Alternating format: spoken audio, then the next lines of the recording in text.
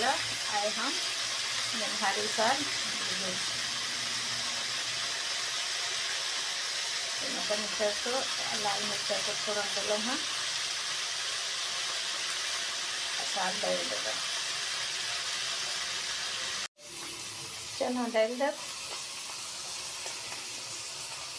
कनी नमक डाल देव कनिक के बेसी साग नहीं है साग में नमक कनिक के पड़े अहाँ सब केना बनबै छी हमरा लाइक सब्सक्राइब करू फॉलो करू और कमेंट क के बताओ। ये देखिए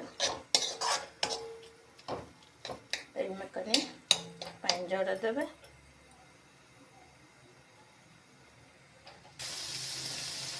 बुझा गया हमारे साग। अब एहिमे हम कनी तेल और हरियर मिरचाई डालब अहाँ सब केना बनबै छी से कनी हमरा कमेंट करब। तेल डाल देलहुँ मिरचाई डाल दै छी साग हमर बन के तैयार है।